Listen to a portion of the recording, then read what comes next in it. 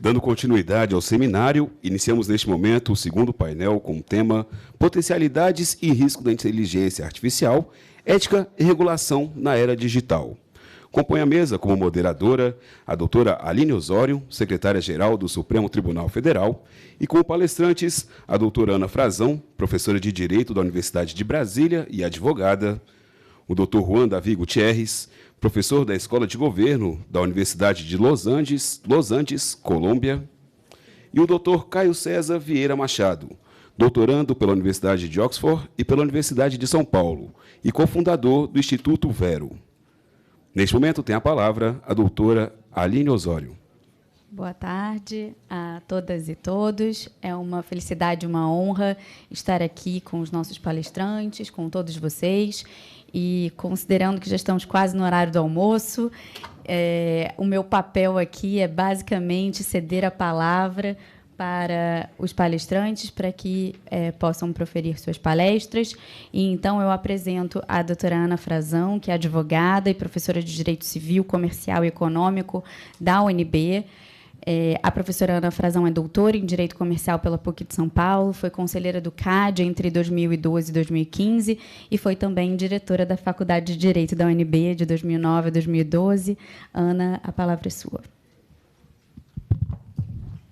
Muito obrigada, querida Aline. Boa tarde já a todos. Em nome da ministra Edilene Lobo e também da querida amiga Laura Scherter, eu cumprimento a todos que nos assistem. Faço um cumprimento também muito especial à querida Aline, ao Juan, ao Caio. É um prazer estarmos juntos aqui nessa mesa. E a minha ideia, já que o nosso painel apontava um pouco para a questão da necessidade de regulação e, claro, fazer todas as interlocuções também com as discussões éticas, seria, numa primeira parte da minha fala, retomar um pouco do que foi falado no excelente primeiro painel, para a gente tentar entender um pouco qual é o estado da arte sobre a utilização de inteligência artificial no momento. Depois, falar um pouco sobre como regular a inteligência artificial, partindo da premissa de que hoje a discussão não é mais sobre se devemos, mas sim como devemos. E, ao final, trazer algumas considerações sobre a utilização de inteligência artificial no Poder Judiciário, já que, como estamos no Supremo Tribunal Federal, e esse é um assunto absolutamente importante e urgente, me pareceu que seria também muito interessante tratarmos desse tipo de assunto. Então, vejam, indo, então, para a primeira parte da minha fala. Ficou muito claro aqui no painel anterior, e quando a gente analisa as atuais aplicações de inteligência artificial, a literatura específica sobre o tema, o quanto a inteligência artificial, hoje, muito mais do que fazer parte da nossa vida, ela vai desbravando novas esferas de vida. E, basicamente, nós temos delegado a sistemas de inteligência artificial uma série de processos decisórios que antes eram tomados por agentes privados e por agentes públicos. Daí não ser exagero mencionarmos que algoritmos são instrumentos de ação política, porque estamos falando, repito, muitas vezes, do arbitramento de valores. Seja na esfera privada, quem vai ser contratado, quem vai ter acesso a uma determinada oportunidade, quem vai ser promovido, quem vai ser demitido. Vejam que, na esfera do consumo, até a precificação, que durante muito tempo foi considerada o cerne da livre iniciativa, hoje é feita por sistemas algorítmicos. E se esse processo já está muito avançado no setor privado, ele também está muito avançado no setor público.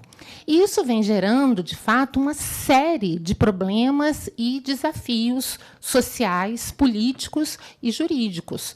No âmbito empresarial, esses desafios são enormes, porque, quando a gente conjuga isso a uma economia de plataforma, as possibilidades de concorrência desleal, de práticas predatórias, são imensas. Mas, quando a gente analisa pela ótica do consumidor e do cidadão, aí, de fato, as consequências são ainda mais preocupantes.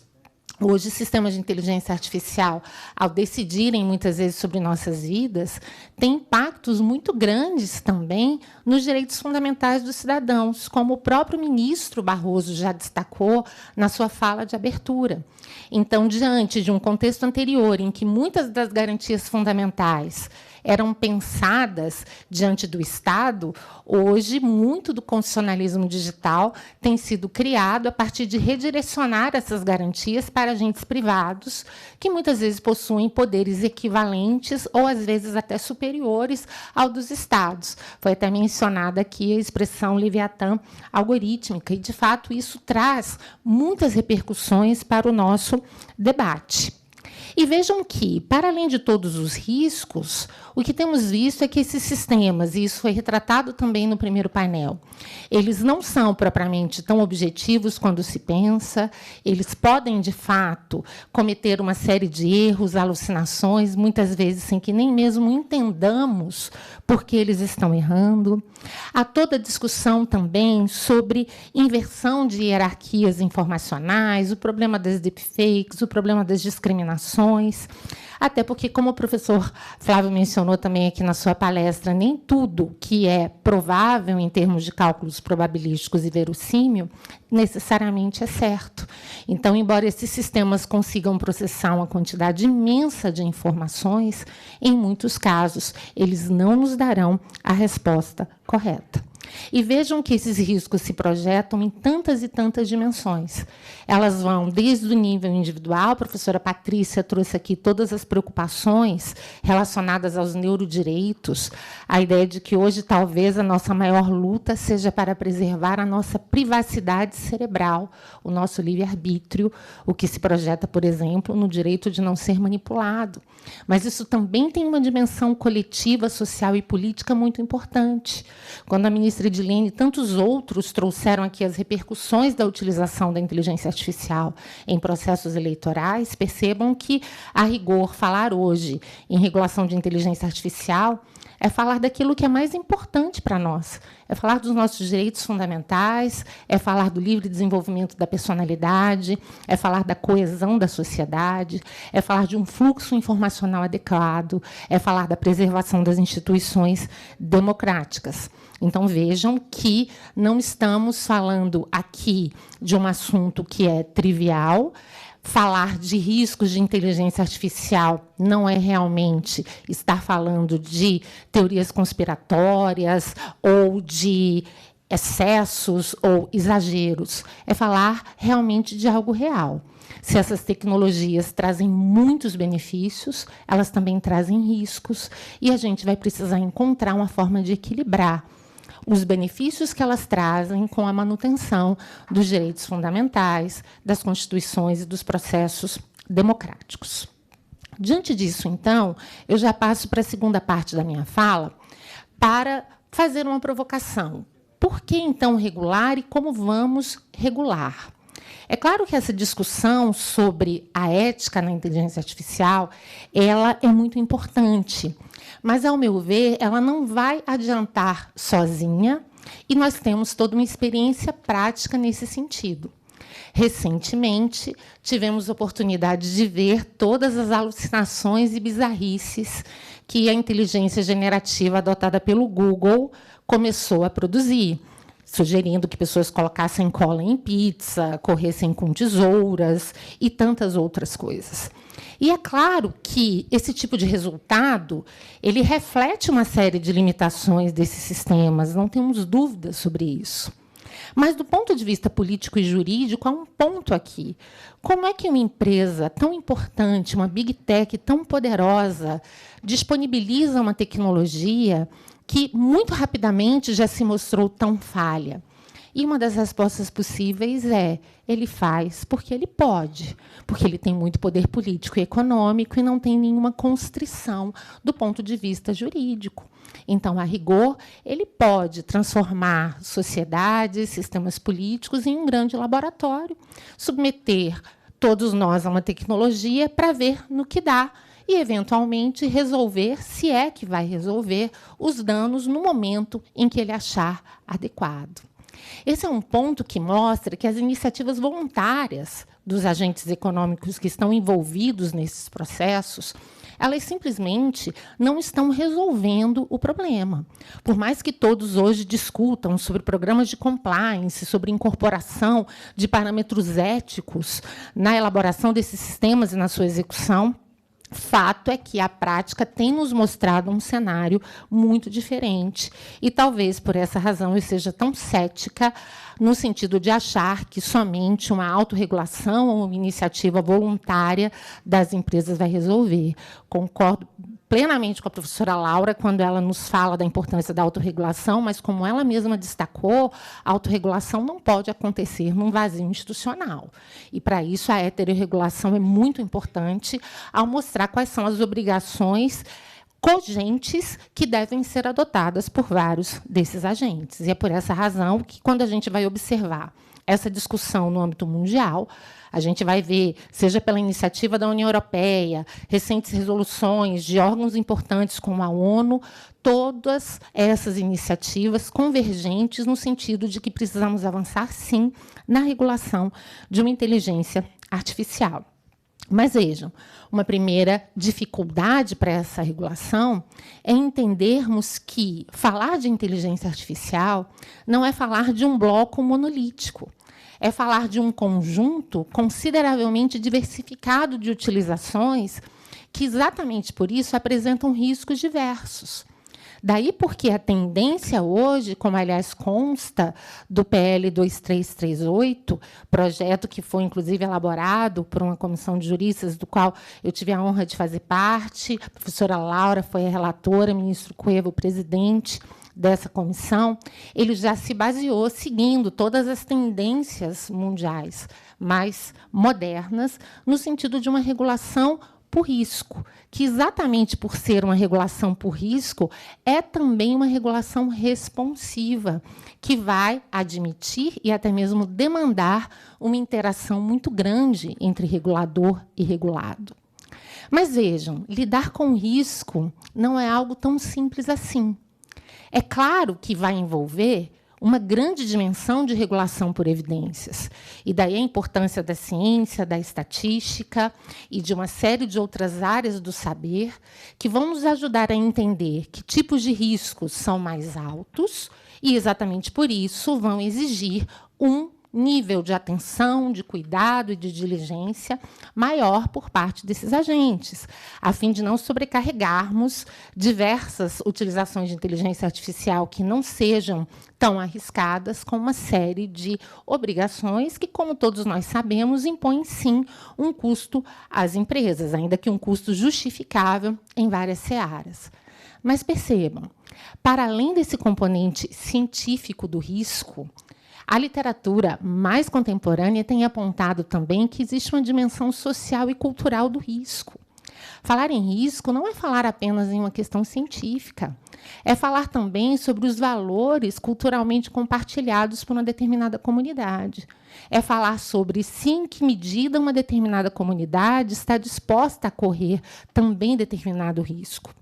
E é por isso que esses modelos regulatórios também precisarão encontrar formas de participação popular, para que, unindo-se ciência e participação popular, possamos encontrar aí caminhos para a avaliação desse risco. Quando a comissão de juristas estava reunida para se pensar nisso, logo se entendeu que haveria, sim, a necessidade de fazer uma classificação de riscos. Alguns riscos são riscos inadmissíveis, são chamados riscos excessivos, e aí não pode haver outra resposta senão a proibição.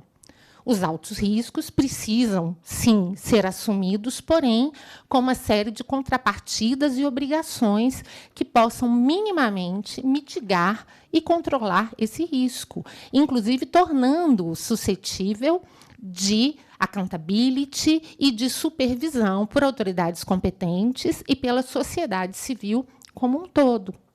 E para aqueles riscos que não são nem excessivos nem altos, então a ideia aí é de que o modelo regulatório seja bem mais suave, a fim de possibilitar a inovação em uma escala mais avançada. Porém, vejam, classificar riscos não é algo simples. Mais do que isso, como conciliar algo que é tão mutável e tão dinâmico com a segurança jurídica?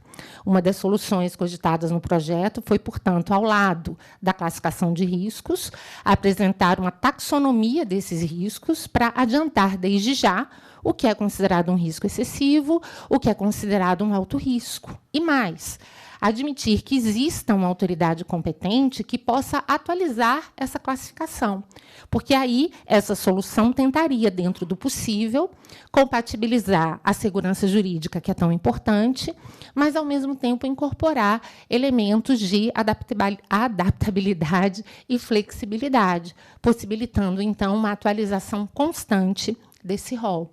E mais, ainda é necessário, e eu fico feliz que o PL 2338 tenha acolhido essa solução, deixarmos um espaço para o princípio da precaução. Porque falarmos em risco é falarmos em algo que, pelo menos, podemos minimamente prever e, consequentemente, controlar e gerenciar. Mas o que temos visto é que, em assuntos complexos, como meio ambiente, tecnologia e alguns outros correlatos, estamos cercados do que alguns estudiosos chamam de incertezas radicais, ou seja, aquilo que nem sabemos que não sabemos.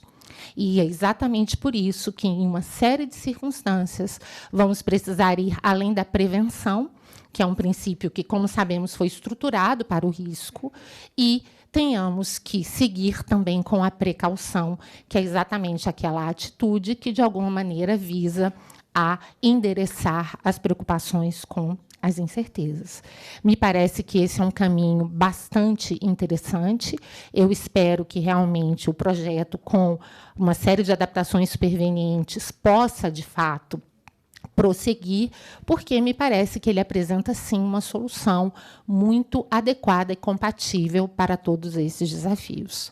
E esses desafios não são poucos, e, como eu disse, eu gostaria de voltar ao problema do poder judiciário, já que falar de inteligência artificial no poder público normalmente já é algo mais complicado ainda, porque, vejam, uma série de problemas dos sistemas de inteligência artificial que já existem no setor privado tornam-se ainda mais dramáticos no setor público. Uma coisa é uma decisão ininteligível no setor privado, e esse é um grande problema de decisões algorítmicas, a falta de explicabilidade.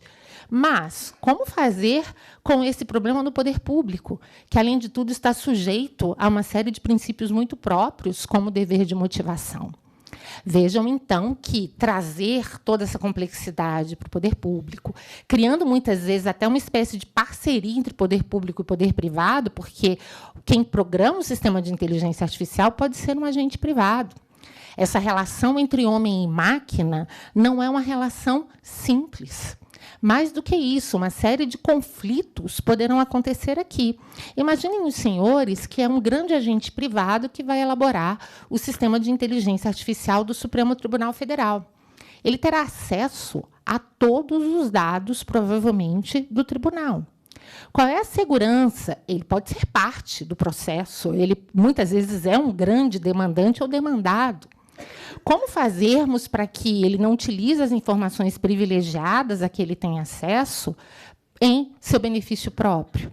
Ele pode ofertar um sistema de inteligência artificial para um tribunal e, ao mesmo tempo, ofertar soluções de tecnologia para partes e para agentes privados que têm interesse direto naquele tipo de situação?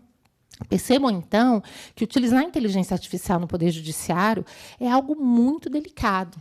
Até porque, ao meu ver, há um grande risco, para além da violação de uma série de garantias fundamentais, há um grande risco de transformar a disputa judicial, que, em princípio, deveria ser pela melhor tese, em uma disputa por quem tem a melhor tecnologia.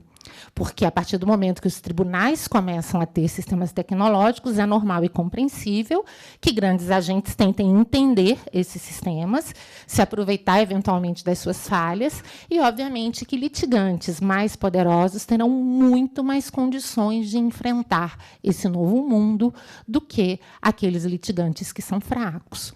Diante de um país como o Brasil, e como a ministra Edilene Lobo também ressaltou, em que temos tantos problemas relacionados não só à a raça, a gênero, mas também até mesmo a discriminação contra pobres, como fazer para que essa incorporação de tecnologia, de fato, possa se dar sem conflitos de interesse, informações privilegiadas, sem que possa subverter os próprios princípios do processo e, mais do que isso, sendo um instrumento que, longe de perpetuar discriminações, tente, inclusive, contornar essas discriminações.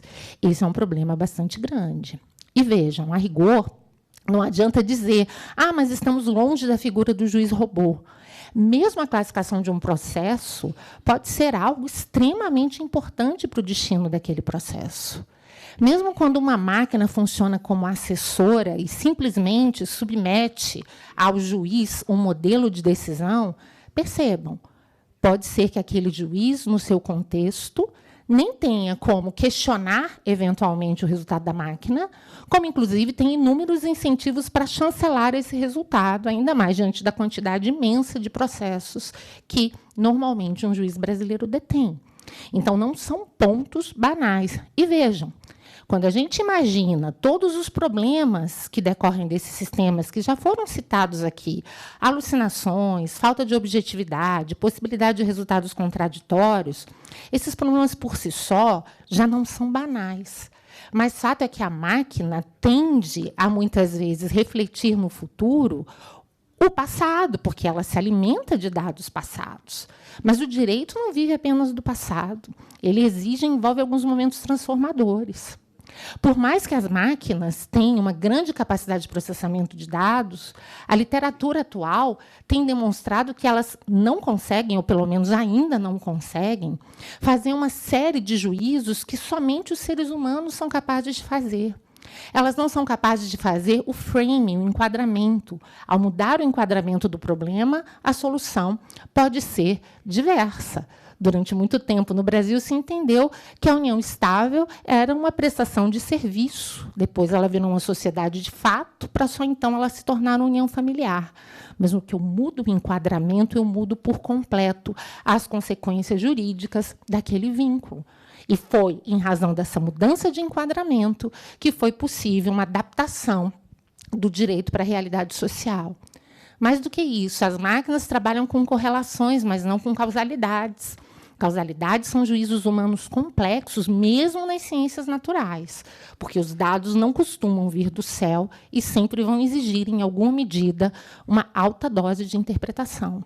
Máquinas não trabalham com contrafactuais, máquinas não trabalham com constrições. Ou seja, delegar julgamentos ou atividades da mente humana para máquinas envolve um grande risco. E é por isso que temos que caminhar para alternativas que, de fato, conciliem o potencial das máquinas, mas com uma supervisão humana que não só possa identificar as falhas das máquinas, como, essencialmente, possa suprir as deficiências do julgamento das máquinas, sempre que isso for possível. E eu gostaria de finalizar, então, a minha fala, já vi que o meu tempo acabou, fazendo referência a um excelente livro do Acemoglu e do Johnson, que se chama Power and Progress. Esse é um livro que os autores se dedicam a estudar a inovação ao longo dos últimos 1000 anos. E uma das conclusões muito interessantes desses autores é de que, ao contrário de que normalmente se pensa, a inovação não necessariamente vem para melhorar a vida da maior parte da população. E, em vários momentos, ela vem exatamente reforçando desigualdades, sendo apropriada por uma parcela muito pequena da população e reforçando ainda mais a exclusão. Tanto que eles dizem que, se hoje a gente avançou em razão da tecnologia, isso se deu muito em decorrência das lutas sociais e da própria ação do direito, no sentido de tentar distribuir socialmente os benefícios daquela tecnologia. Me parece que essa é uma reflexão fundamental nesse momento, para a gente entender que, como já foi dito aqui por vários antes de mim, dificilmente, se deixarmos as coisas correrem soltas, esses benefícios serão alcançados. Dificilmente haverá esse equilíbrio entre inovação e respeito a direitos fundamentais. Dificilmente haverá uma justa distribuição dos benefícios dessas tecnologias. Eu acho que, com essas palavras, querida Aline, eu já concluo aqui a minha fala, agradecendo muito pela atenção e, claro, me colocando à disposição de vocês. Muito obrigada.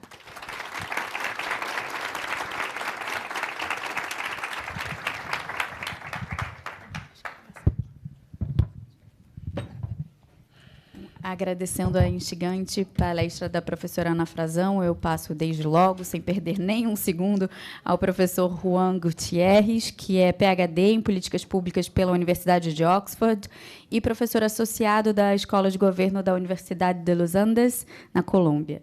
A palavra é sua. Obrigado, boa tarde. Eu não falo português, ni siquiera portuñol. Entonces les pido que tengan mucha paciencia. Organicé mis diapositivas para que estén en portugués, entonces eso les va a ayudar un poco. Yo quiero comenzar por agradecer esta invitación, por supuesto. Para mí es para mí uma honra estar aqui no Supremo Tribunal Federal e no direito constitucional de América Latina, como o acesso à saúde, particularmente no setor farmacêutico, em proteção de dados pessoais, e estou muito feliz de poder contribuir aqui.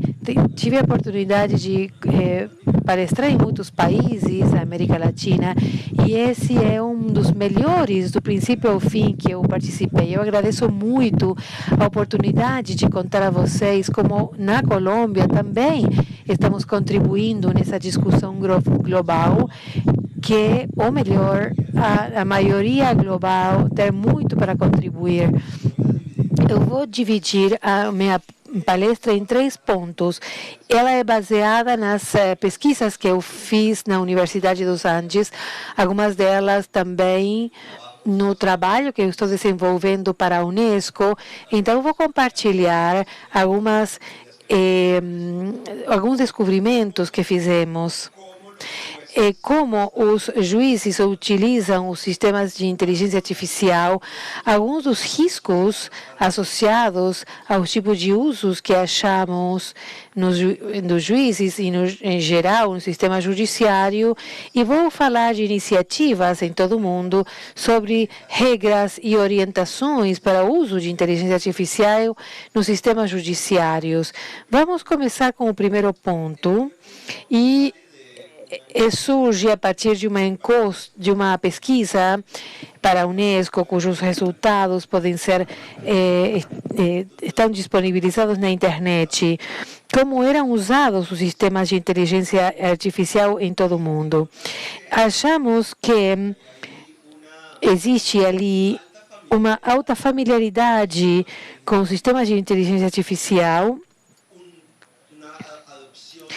Há uma adoção de sistemas relativamente baixa.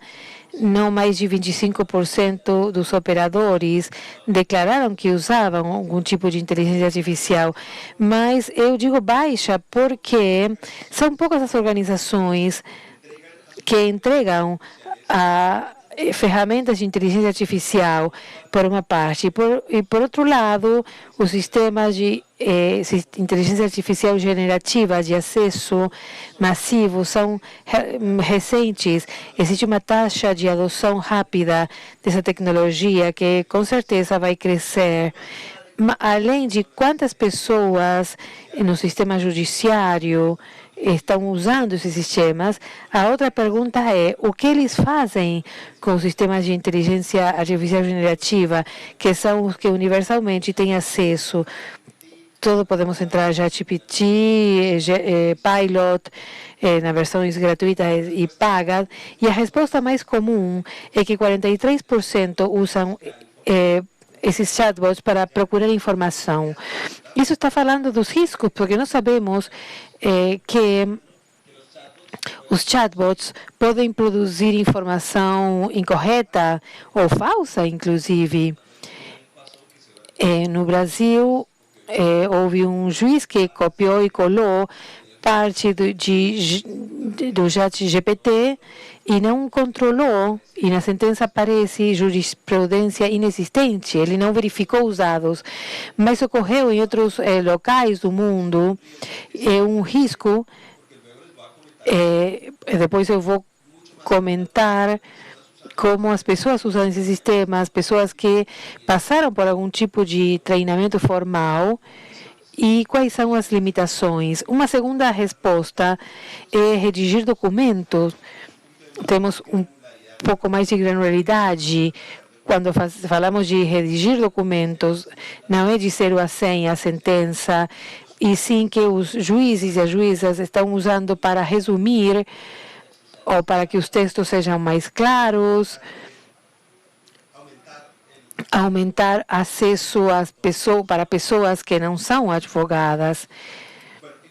E poderia seguir conversando sobre os usos, incluindo explorar, explicar, analisar dados, mas esses são um pouco mais marginais a respeito dos usos que estamos vendo de busca de informação e de tentar de complementar o processo. Os riscos dos sistemas de inteligência artificial baseados nesses descobrimentos. Eu não tenho que passar por esses slides. Recentemente, a universidade publicou um repositório com mais de 600 riscos. Se vocês têm interesse de conhecer casos onde houve incidentes negativos de uso de inteligência artificial, seja no nível privado ou público, podem acessar, onde podemos ver milhares de casos e que nos últimos anos, nos últimos dissidentes, cresceu muito. Seguramente avançou o uso porque as ferramentas foram adotadas massivamente. E, como dizia a colega Ana, não é teórico o que acontece agora. Nós também perguntamos para os operadores judiciais que percepção tinham sobre a existência de riscos, em particular associados ao uso de inteligência artificial degenerativa no trabalho. Como vem, a maioria diz que existem riscos, 21% não sabem. Isso é grave porque demonstra que precisamos trabalhar em alfabetização. Outra porcentagem dizem que não, mas pode ser discutido. E a seguinte pergunta, aqui, para quem respondeu que existem os riscos, quais são esses riscos? 27% é ciente dos problemas da qualidade da informação que aparece no conteúdo. Que porcentagem das pessoas responderam? É uma das principais fraquezas. Os mesmos usuários eles manifestam relações com a privacidade que foi mencionada hoje. Se vocês introduzem um prompt no ChatGPT gratuito ou outro chatbot, qualquer coisa que vocês introduzam será reutilizada pela empresa de acordo com os termos e condições. Se vocês introduzem informação confidencial ou pessoal, e se vocês são funcionários públicos, vocês estão fazendo uma falta muito grave porque perdem o controle da informação. Quanto mais informação vocês introduzam no prompt, melhor será a resposta. Então, não surpreenderia que muitos introduzem informações pessoais. Então, muitos estão preocupados com o copyright e a integridade. Como foi mencionado, esses sistemas foram treinados com uma grande quantidade de dados sem o reconhecimento, mas também porque quando o chatbot produz a resposta e o chatbot finalmente ou depois de tudo, é um grande detentor de padrões e dentro deles faz um collage de coisas que reproduzem e que não tem nenhum tipo de reconhecimento ou atribuição.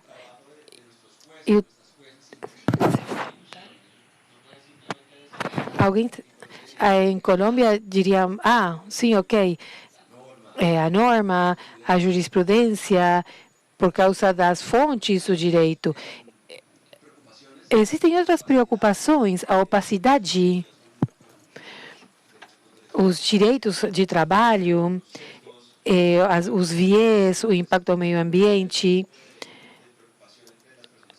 existe uma preocupação entre as pessoas que usam. E a outra pergunta é se existiam regras sobre o uso dessas tecnologias e se recebeu instruções ou treinamento formal. Vem que a grande resposta é não recebemos treinamento formal e também não existe orientação por parte disso. Vocês podem ver que avança o uso dos sistemas. Estamos satanizando os sistemas? Não. Não, precisa saber como usar, porque eu posso usar um carro para ir no trabalho ou para me matar ou atropelar alguém, senão eu não sei usar. Existe muito grande para orientar.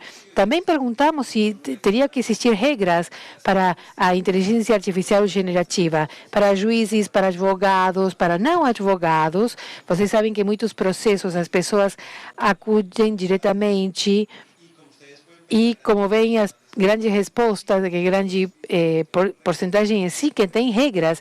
Isso pode ser contraintuitivo.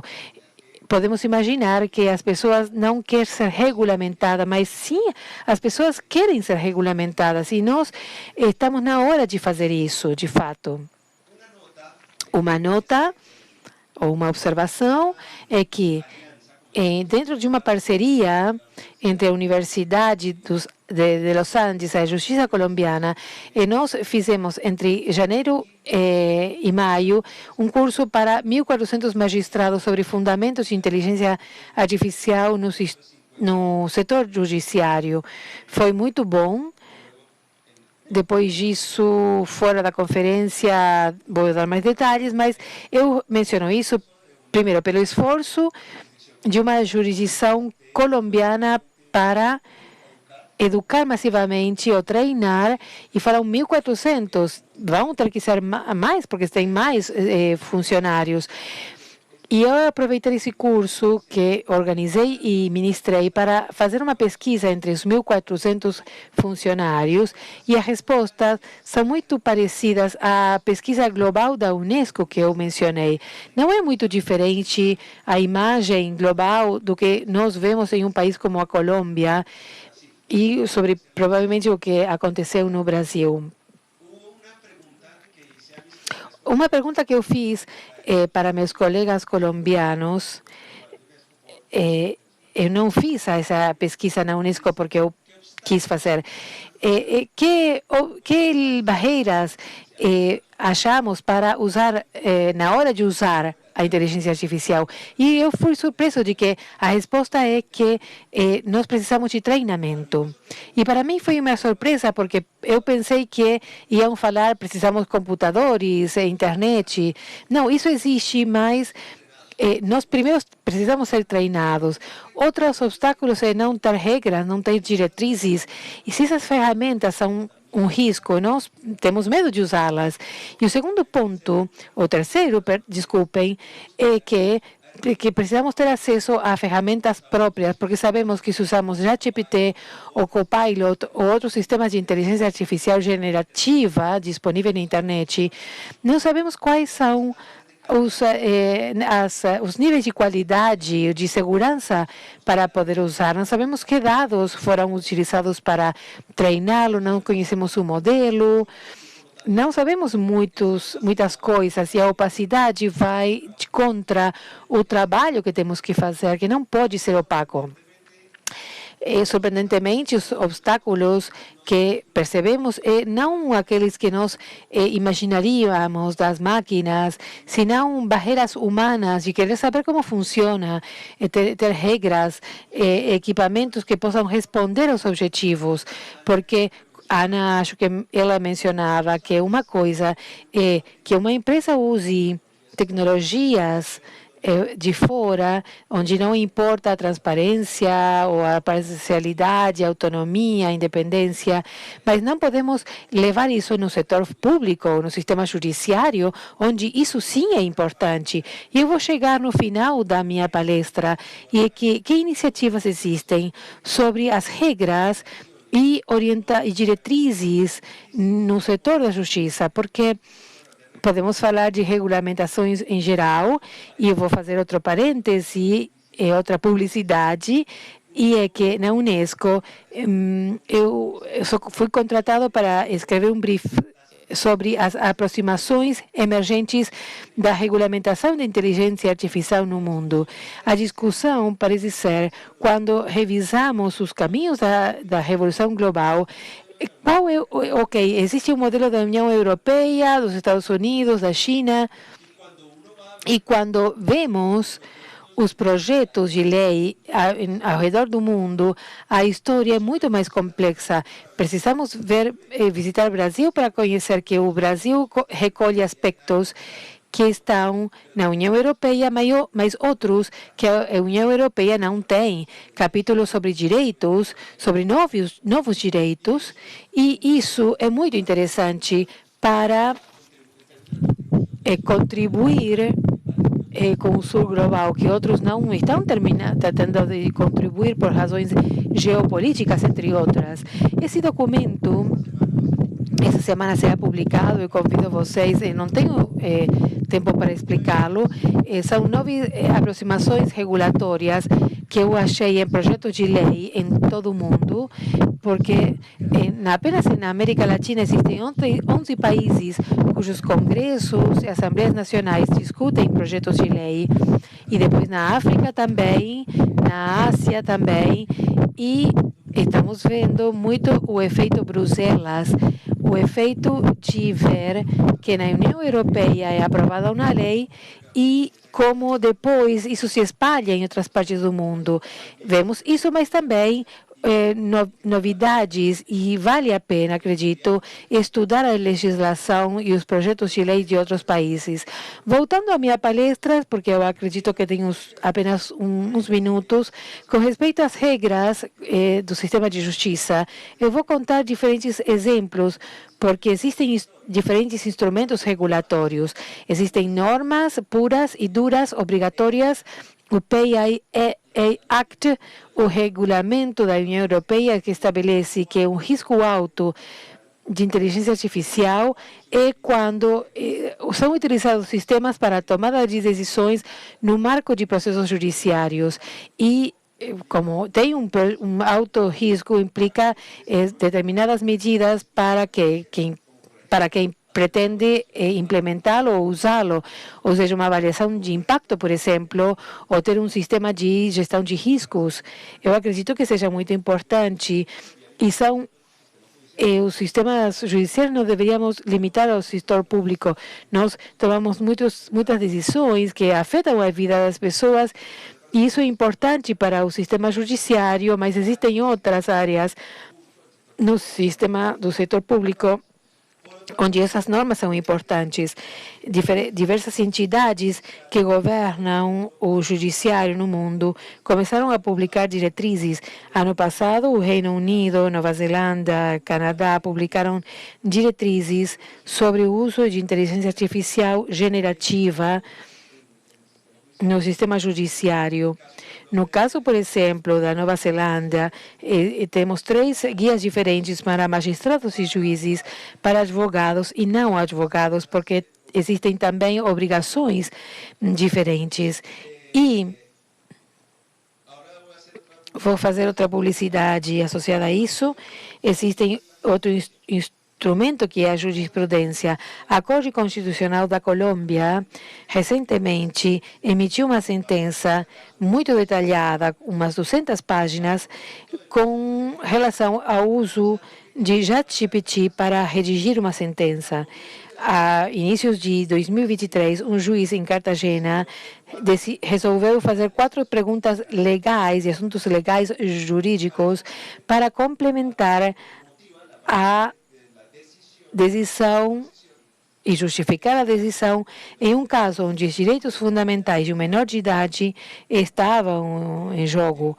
O juiz considerou também, além da resposta do ChatGPT, legislação e jurisprudência, mas eu fui uma das pessoas que criticou publicamente a forma que ele usou, porque não demonstrou que existisse que tivesse contrastado o ChatGPT com outras fontes confiáveis, porque considerou o ChatGPT como confiável, mesmo que a resposta foi imprecisa.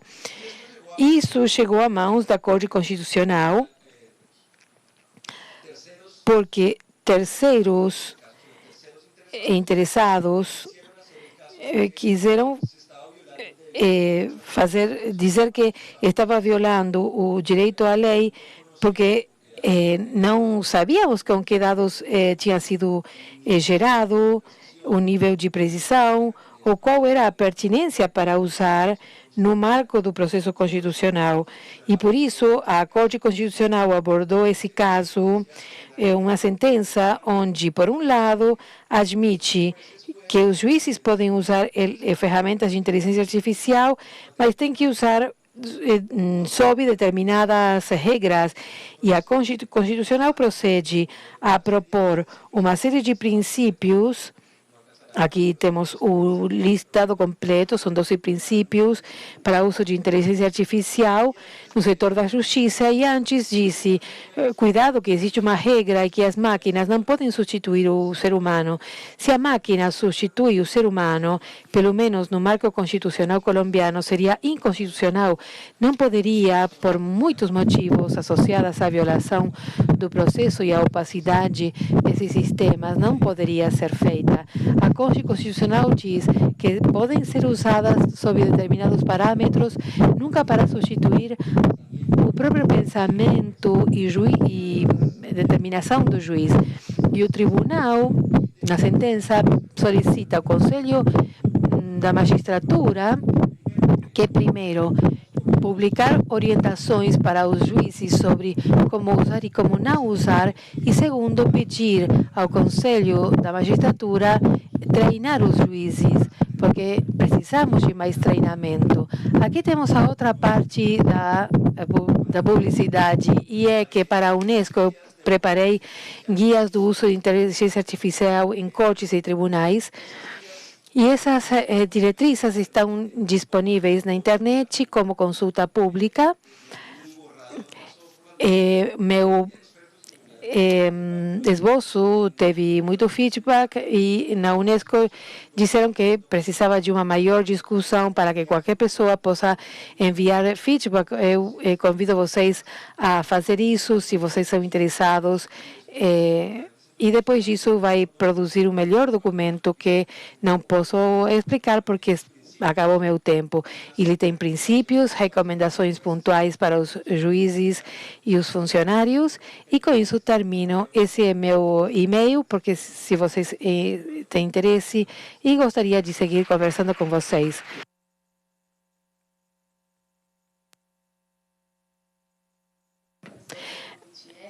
Pelo menos saio daqui com um dever de casa enorme de ler todos esses documentos, a decisão da Corte Colombiana, enfim, vai ser um longo trabalho pela frente. E passo agora, desde logo, ao professor Caio Machado, que é advogado, fellow na Escola de Engenharia e Ciências Aplicadas de Harvard e doutorando pela Universidade de Oxford e pela USP. Muito obrigado.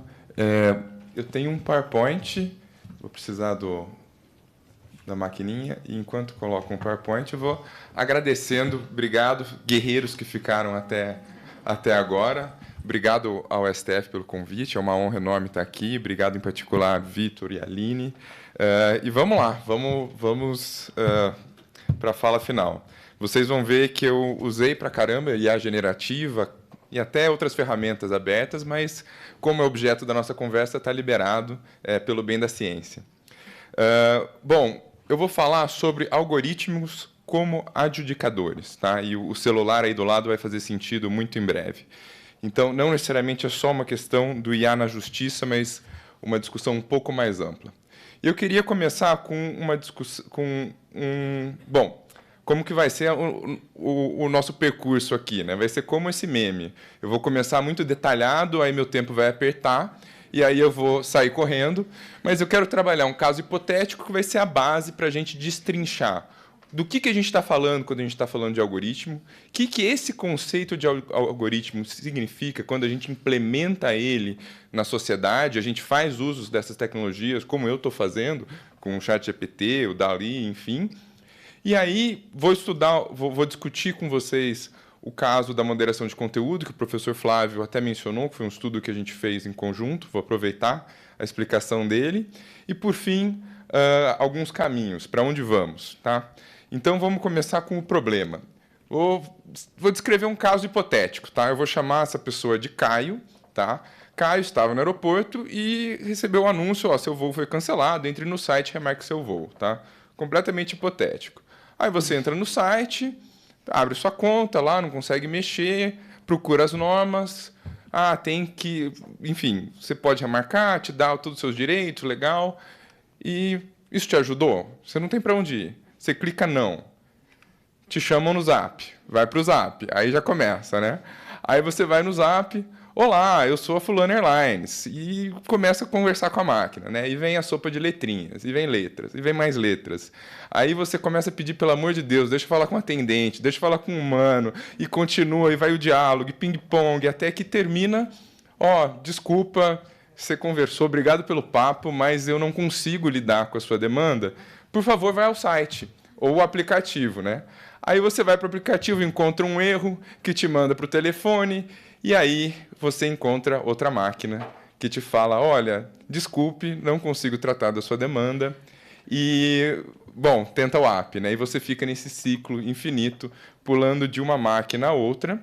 Mas, e esse é o ponto dessa anedota, a gente tem mais ou menos um fluxograma aqui, que eu estou chamando de fluxograma de Kafka, porque você se perde nessa burocracia que mistura gente, né, a empresa e a ferramenta. Isso aqui é mais uma brincadeira, mas que vai servir, que é assim, você está com um problema, você acessa o site, ele te manda para o WhatsApp, ou te manda para o call center, que te manda para o WhatsApp, e aí você volta a estaca zero, você continua com o problema. Esse é um pavor que a gente tem. Mas o ponto é, nós temos esses problemas no cotidiano, né? A gente tem esses conflitos, que não são conflitos num primeiro momento, passíveis de judicialização. Óbvio que você pode, mas assim, você não vai judicializar a dor de cabeça ali que você tem de pular de call center, Zap, etc. Mas você tem um conflito que precisa ser resolvido, e ele é resolvido através do intermédio de máquinas, né? Essas máquinas são que permitem que a empresa gigante atenda no mundo todo, atenda milhões de pessoas e tudo mais. Guarda o fluxograma. Por quê? Eu quero trabalhar o conceito de algoritmo com vocês. Eu acho que a gente precisa especificar o que a gente está falando aqui nessa sala quando a gente fala de algoritmo. Um algoritmo estrito sensu é algo que o professor Flávio mostrou. É um passo a passo. Você dá uma entrada e ele te dá uma saída. Aqui é um fluxograma de um algoritmo que te diz qual de 3 números é o maior. Tá? Então, você coloca lá 3 números, ele passa essa sequência e, no final, ele te dá um resultado. Mais ou menos como o chatbot que a gente viu. A importância da gente trabalhar um conceito de algoritmo, porque algoritmo é o tijolinho da inteligência artificial. Inclusive, algoritmos compõem algoritmos mais complexos e você pode juntar um monte e prestar um serviço, como um ChatGPT, que usa esses algoritmos de aprendizagem e tudo mais. Então, num primeiro momento, a gente tem a impressão que a gente está falando disso. Mas o professor Tarleton Gillespie, eu coloquei a fonte aí, se vocês quiserem, que às vezes tem uns nomes complicados. Ele separa em 4 conceitos de algoritmo, que a gente mistura. Um é, de fato, a solução, é a matemática. Mas ele fala também que a gente tem o talismã. Né? Você tem um argumento comercial ali, de, a gente tem um algoritmo, o nosso aplicativo de encontro usa um algoritmo, vai te achar o par perfeito. A gente tem também a ideia de que é científico, esse compromisso com o procedimento. De alguma forma, o que está ali não é da esfera humana, é a ciência te dando um resultado. Que são 2 camadas interessantes, mas não é o nosso enfoque agora.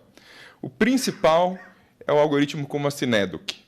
É uma metonímia. Você está falando do algoritmo, mas, na verdade, você está falando de um todo.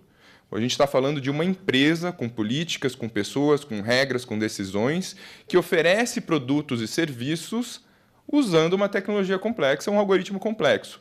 Mas um não se separa do outro. Tá? Então, a título de exemplos, né? Aqui eu até mencionei a matemática, o eHarmony era um aplicativo antigo que tinha esse argumento, né? A gente vai usar o algoritmo para achar o seu par perfeito. O iFood, ele fala assim, a gente não escolhe, não é o meu primo que vai ser o entregador, que vai pegar a sua entrega? A gente põe ali no algoritmo, ele vai determinar quem está mais próximo, quem vai fazer a entrega mais rápido, qual que é o caminho mais rápido. Isso, gente, eu estou dando exemplos.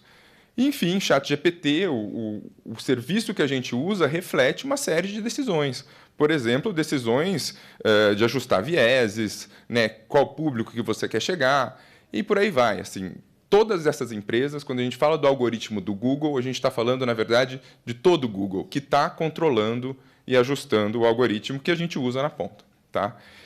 E é esse o ponto principal.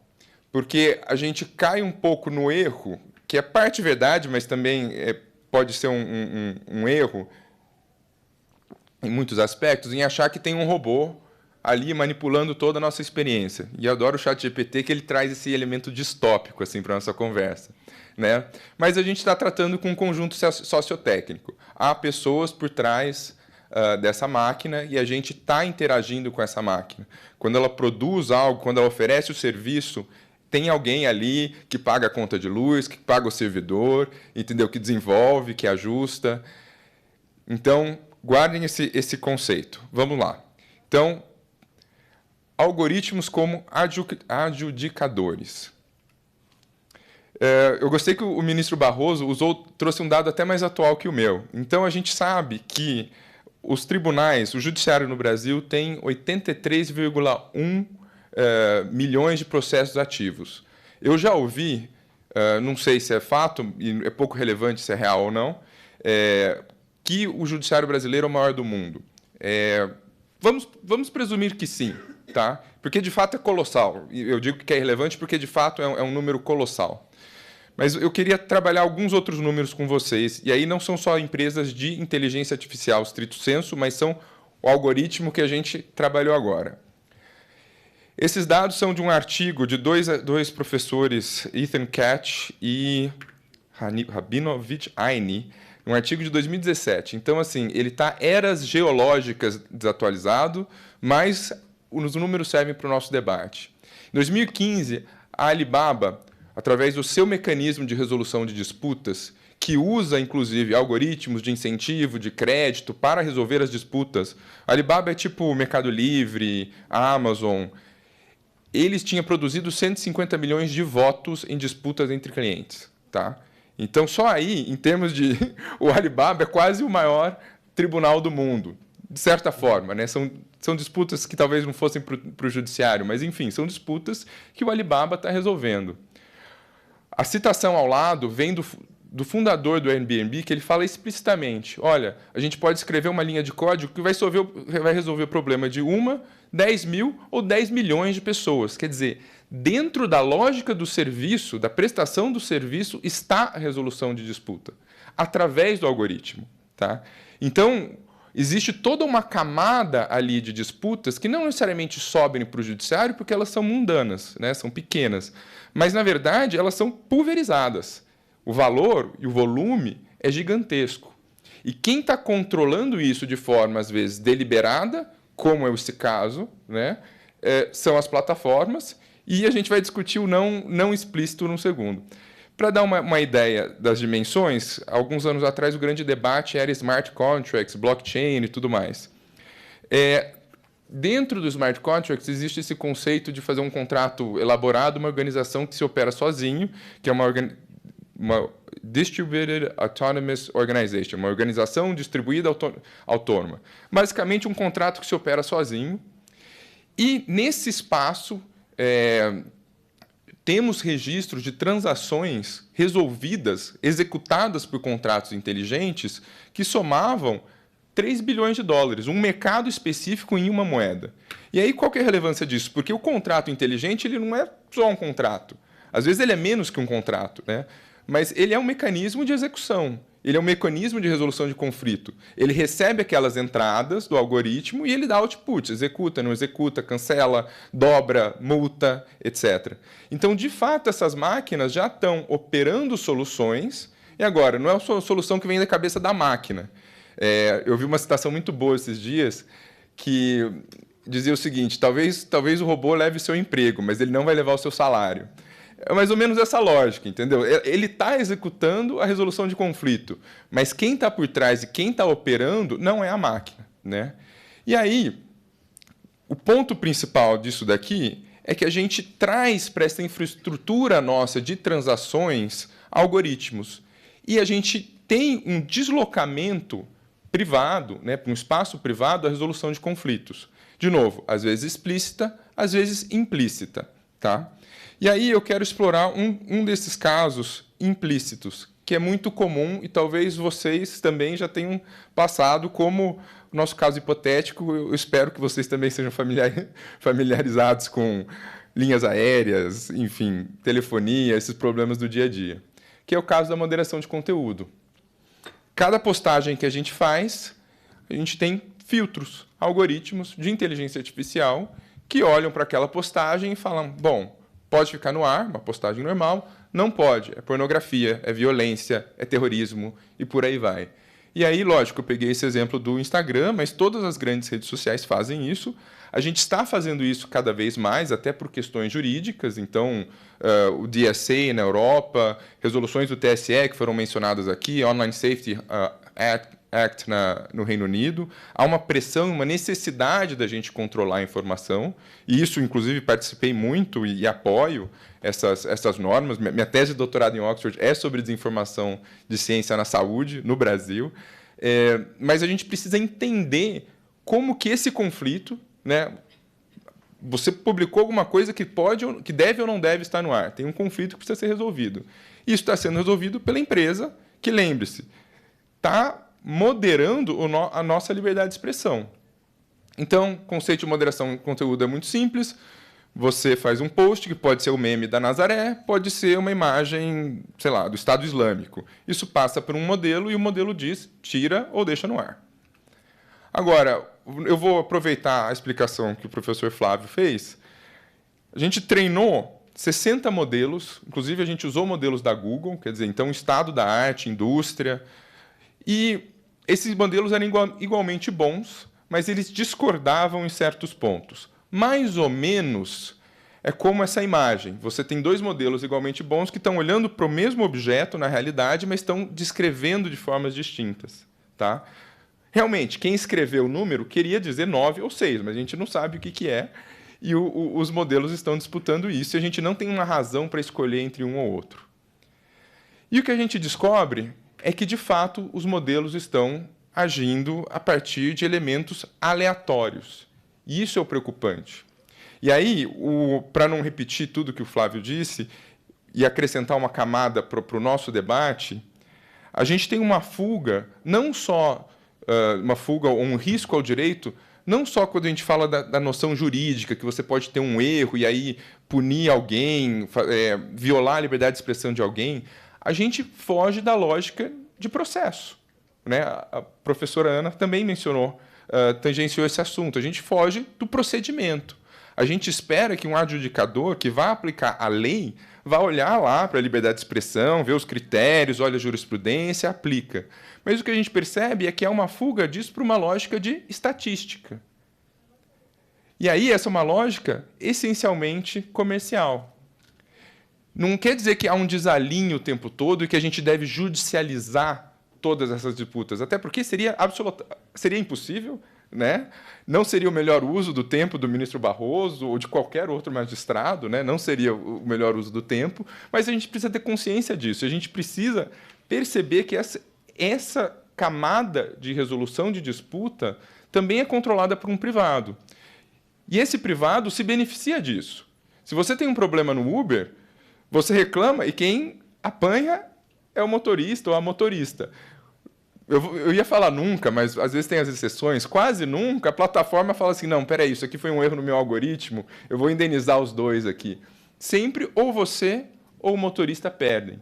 Então, sim, a gente tem a estrutura tecnológica de resolução de conflito, mas você deter isso é um poder enorme que a gente precisa discutir. Essencialmente, e aqui, eu vou voltar uns slides, é explícito, é uma jurisdição delegada. Tá? No Alibaba, você vê isso nos termos de uso, ou via, né? Isso aqui é de 2015. Tá? A gente está falando de meios alternativos de resolução de conflito, literalmente, em outros casos, de uma forma mais velada. Então, a gente precisa sentar e pensar nesses problemas.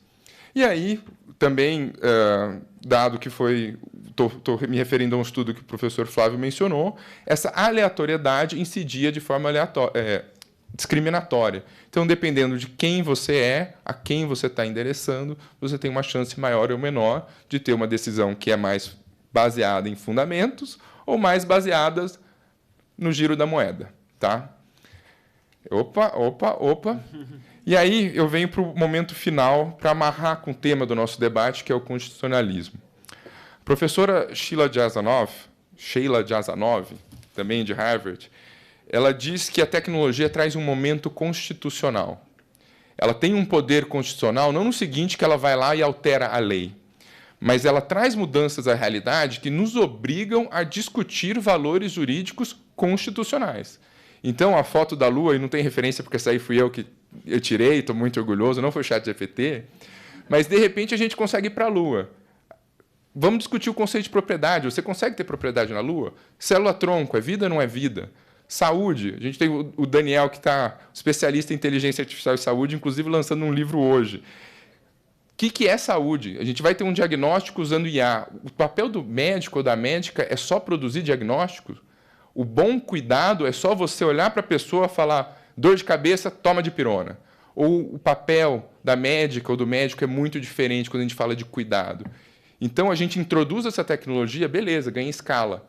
Mas a gente está mantendo esse conceito de saúde? Qual que é o conceito de prestação de saúde que a gente tem, por exemplo, na Constituição, que a gente quer ver preservado através das tecnologias? E aí, o para onde vamos é quais são as soluções que eu proponho em cima disso. Eu não acho que a gente tem que abrir mão da tecnologia, eu não quero vilanizar as empresas, não é esse caminho. Eu acho, de fato, que essas tecnologias são muito, muito úteis. Tá? Para mim, o ChatGPT é quase que a calculadora do advogado, entendeu? Essa que é o nível de revolução. É um negócio que você sabe fazer, mas você consegue fazer mais rápido. Mas você não aponta a calculadora ali para um campo aberto e ela te dá um prédio, né? O engenheiro tem que ir lá pensar, fazer conta, modelar, enfim. Então a gente precisa ser arquitetos do problema. A gente precisa entender quais são as perguntas que a gente deve fazer, como formular essas perguntas. E aí também, quais são as salvaguardas. A OpenAI soltou um artigo chamado IA Constitutional AI, IA constitucional. A OpenAI, sabendo do problema, está se adiantando e propondo soluções.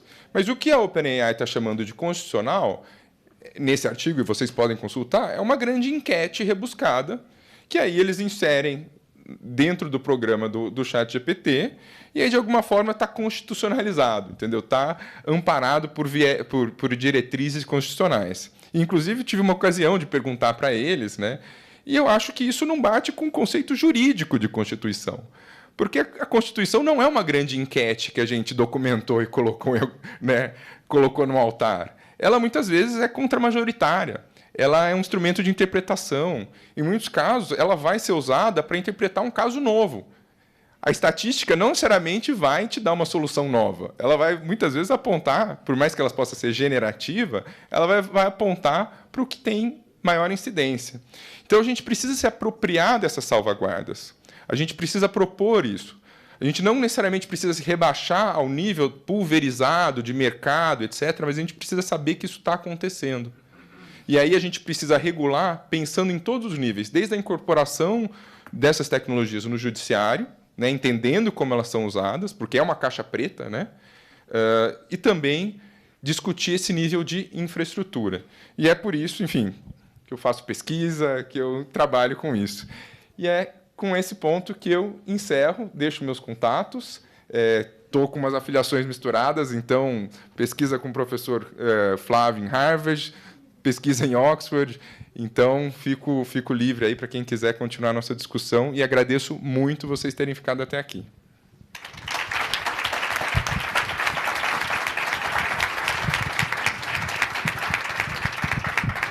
Eu gostaria de agradecer o professor, todos os panelistas, Caio, a Ana, Juan, todos os panelistas, aliás, do seminário inteiro, pelas exposições de altíssimo nível. E passo agora a palavra ao nosso mestre de cerimônias, desejando um bom almoço a todos e agradecendo a presença e a paciência. Agradecemos as manifestações de todos os palestrantes que contribuíram para o sucesso deste evento. Agradecemos também o apoio na realização deste seminário do Instituto Brasileiro de Ensino, Desenvolvimento e Pesquisa, o IDP, e da Embaixada dos Estados Unidos, que neste ano celebra 200 anos de relações diplomáticas com o Brasil. Com a devida autorização, declaro encerrado o seminário Impactos da Inteligência Artificial no Constitucionalismo Contemporâneo e tenham todos uma excelente tarde.